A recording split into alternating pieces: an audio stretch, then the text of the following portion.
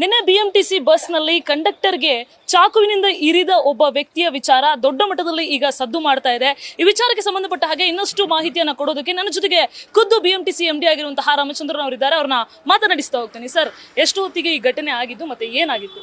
ನಿನ್ನೆ ಸಂಜೆ ಒಂದು 5:15 ಗಂಟೆಗೆ ITPL ಇಂದ ವೈಟ್ ಫೀಲ್ಡ್ಗೆ ಬರ್ತಕ್ಕಂಥ ನಮ್ಮ BMTC ಬಸ್ನಲ್ಲಿ ಒಬ್ಬ ವ್ಯಕ್ತಿ ಹೋಗ್ತಾರೆ. ಅವರು ಸಡನ್ಲಿ ಏನೋ ನಮ್ಮ ಫುಟ್ಬೋರ್ಡಲ್ಲಿ ನಿಲ್ಬೇಡಿ ಮೇಲೆ ಬನ್ನಿ ಅಂತ ನಮ್ಮ ಕಂಡಕ್ಟರು ಸೂಚನೆ ಕೊಟ್ಟಿದ್ದಕ್ಕೆ ಅವರು ದಿಢೀರಂತ ಚಾಕುವನ್ನು ತಗೊಂಡು ಇಮಿಡಿಯೇಟ್ಲಿ ಅವ್ರ ಮೇಲೆ ಒಂದು ಹಲ್ಲೆಯನ್ನು ಮಾಡ್ತಾರೆ. ಸೊ ಈ ಥರ ಒಂದು 2 ಬಾರಿ ಅವರನ್ನು ಸ್ಟ್ಯಾಬಿಂಗ್ ಮಾಡ್ತಾರೆ. ಸೊ ತಕ್ಷಣ ನಮ್ಮ ಡ್ರೈವರು ಸಮಯದ ಪ್ರಜ್ಞೆಯಿಂದ ಅವರು ಆ್ಯಕ್ಷನ್ ತಗೊಂಡು ಆ ಬಸ್ಸಿನೊಳಗಡೆನೇ ನಮ್ಮ ಎಲ್ಲ ಏನು ಪ್ರಯಾಣಿಕರಿದ್ದಾರೆ ಅವರನ್ನು ಕೆಳಗಡೆ ಇಳಿಸ್ಬಿಟ್ಟು ತಕ್ಷಣ ಈ ವ್ಯಕ್ತಿಯನ್ನು ಬಸ್ ಒಳಗಡೆನೆ ಬಂಧಿಸ್ಬಿಡ್ತಾ ಇದ್ದಾರೆ.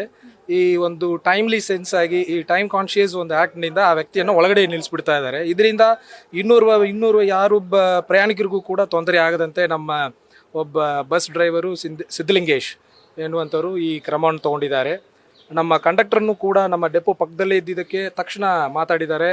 ನಮ್ಮ ಸಾರಥಿ ವೆಹಿಕಲ್ ಇದೆಯಲ್ಲ ಅವರಿಗೆ ತಕ್ಷಣ ಕಾಂಟ್ಯಾಕ್ಟ್ ಮಾಡಿದ್ದಾರೆ. ಪೊಲೀಸರಿಗೂ ಕೂಡ ಮಾಹಿತಿಯನ್ನು ತಕ್ಷಣ ಕೊಟ್ಟಿದ್ದಾರೆ.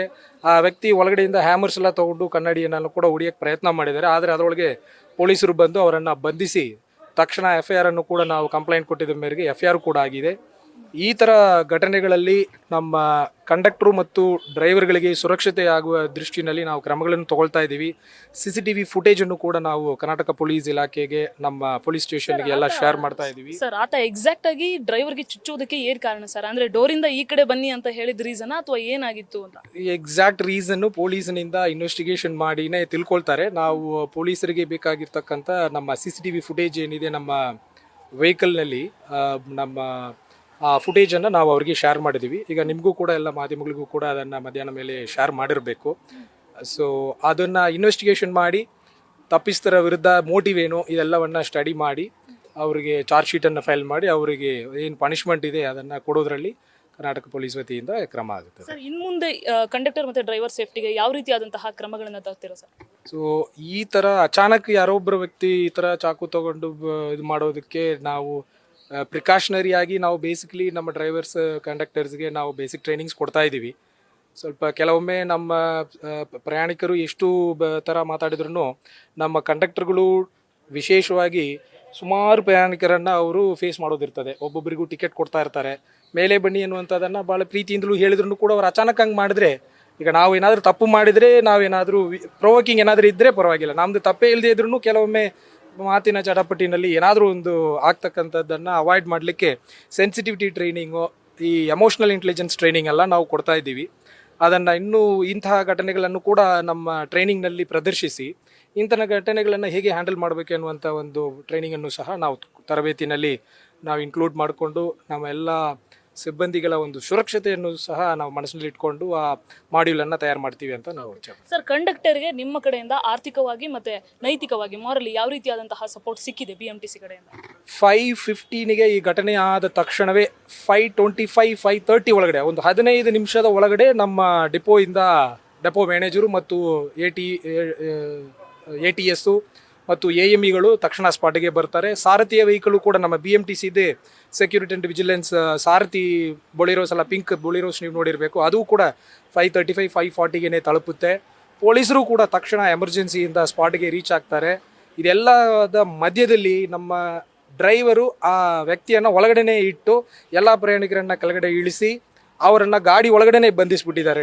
ಆಟೋಮೆಟಿಕ್ ಡೋರನ್ನು ಲಾಕ್ ಮಾಡಿಸಿ ಹೊರಗಡೆ ಬಾರದಂತೆ ಅವರನ್ನು ಎಲ್ಲ ಪ್ರಯಾಣಿಕರನ್ನು ಸಹ ಅವರು ಸುರಕ್ಷಿತವಾಗಿ ಇಟ್ಕೊಳ್ಳುವಂಥ ದೃಷ್ಟಿನಲ್ಲಿ ಕ್ರಮವಹಿಸಿದ್ದಾರೆ. ಅದಾದ ನಂತರ ಈ ವ್ಯಕ್ತಿಗೆ ತಕ್ಷಣ ನಮ್ಮ ವೈದೇಹಿ ಹಾಸ್ಪಿಟಲ್ನಲ್ಲಿ ಅವರಿಗೆ ಅಡ್ಮಿಷನನ್ನು ಮಾಡಿ ಎಮರ್ಜೆನ್ಸಿನಲ್ಲಿ ಅವರಿಗೆ ದಾಖಲನ್ನು ಮಾಡಿ ತಕ್ಷಣ ಸೀನಿಯರ್ ಡಾಕ್ಟರ್ಸ್ಗಳಿಗೂ ಸಹ ನಾವು ಮಾತಾಡಿದ್ದೀವಿ. ಎವ್ರಿ ಹಾಫ್ ಆನ್ ಅವರ್ ನಮ್ಮ ಡಾಕ್ಟರ್ಗಳ ಜೊತೆ ನಾನು ಕೂಡ ಮಾತನಾಡಿ ಅವರ ಒಂದೇನು ಆಪ್ರೇಷನ್ ಆಗಬೇಕಿತ್ತು ಮಧ್ಯರಾತ್ರಿ 1 ಗಂಟೆಗೆ ಅದನ್ನು ಸಹ ಮಾಡಿದ್ದೀವಿ.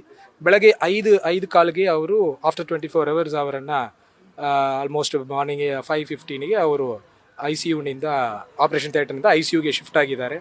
ಸುಮಾರು 9 o'clock ಅಲ್ವಾ 9 o'clock ಅರೌಂಡ್ ಅವರು ಮಾತಾಡಲಿಕ್ಕೂ ಸ್ಟಾರ್ಟ್ ಮಾಡಿದ್ರೆ ಇಂದ ಮಧ್ಯದಲ್ಲಿ ಅವರ ಫ್ಯಾಮಿಲಿಗೂ ಕೂಡ ನಾವು ಸಪೋರ್ಟ್ ಮಾಡಿ ಅವ್ರು ತುಮಕೂರು ಕಡೆಯಿಂದ ಕರ್ಕೊಂಡ್ಬಂದು ಅವ್ರಿಗೂ ಕೂಡ ಎಲ್ಲ ಮಾಡಿದ್ವಿ. ನಾನು ಔಟ್ ಆಫ್ ಸ್ಟೇಷನ್ ಇದ್ದೆ, ಮಧ್ಯಾಹ್ನ ಈಗ 1 ಗಂಟೆಗೆ ಬಂದಿದ್ದೀನಿ. 1 ಗಂಟೆಗೆ ಬಂದ ತಕ್ಷಣ ಅರೌಂಡ್ 3:30 ಅರೌಂಡಿಗೆ ನಾನು ಹಾಸ್ಪಿಟಲ್ ವಿಸಿಟ್ಗೂ ಕೂಡ ಬರ್ತೀನಿ ಅಂತ ಬೆಳಗ್ಗೆ 10 ಗಂಟೆಗೆ ಹೇಳಿದ್ದೆ. ಇನ್ ದ ಮೀನ್ ಟೈಮು ನಮ್ಮ ಸ್ನೇಹಿತರುಗಳು ಕೂಡ ಬಂದು ನಾವು ಬರಬೇಕಂತ ಬೇಡಿಕೆಯನ್ನು ಇಟ್ಟಿದ್ರು. ಅವ್ರಿಗೂ ಸಹ ಸ್ಪಂದಿಸಿದಂಗೆ ಆಯಿತು. ನಮ್ಮ ಸಿಬ್ಬಂದಿಗಳಿಗೆ ನಾವು ಒಂದು ಬೆಂಬಲ ಕೊಟ್ಟಿದ್ದಂಗೂ ಆಯಿತು. ಎಲ್ಲದಕ್ಕೂ ಅನುಕೂಲವಾಗಿ ಇವತ್ತು ನಾವು ಸ್ಪಾಟ್ಗೂ ಕೂಡ ಬಂದಿದ್ದೀವಿ. ಇದಿಷ್ಟು BMTC MD ಆಗಿರುವಂತಹ ರಾಮಚಂದ್ರನ್ ಅವರು ಹೇಳ್ತಾ ಇರುವಂತಹ ಮಾತು. ಅಂದ್ರೆ ಕಂಡಕ್ಟರ್ಗೆ ಬೇಕಾದಂತಹ ಎಲ್ಲ ನೈತಿಕವಾದಂತಹ ಜೊತೆಗೆ ಆರ್ಥಿಕವಾದಂತಹ ಬೆಂಬಲ ನಿನ್ನೆಯಿಂದಲೂ ಕೂಡ ನಾವು ಕೊಡುವಂತಹ ಪ್ರಯತ್ನವನ್ನ ಮಾಡಿದ್ದೀವಿ. ಜೊತೆಗೆ ಅವರ ಕುಟುಂಬದವರ ಜೊತೆಗೂ ಕೂಡ ನಾವು ನಿರಂತರವಾಗಿ ಟಚ್ ಅಲ್ಲಿದ್ದೀವಿ. ಎಲ್ಲ ರೀತಿಯಾದಂತಹ ಸಹಾಯವನ್ನ ನಾವು ನೀಡಿದ್ದೀವಿ ಅನ್ನುವಂಥದ್ದು BMTC MD ಅವರ ಮಾತು. ಕ್ಯಾಮರಾಮನ್ ರೋಷನ್ ಜೊತೆ Pragati Shetty, news first, Bengaluru. News first ನಿರ್ಭೀತಿಯಿಂದ ನಿಮ್ಮ ಪರವಾಗಿ.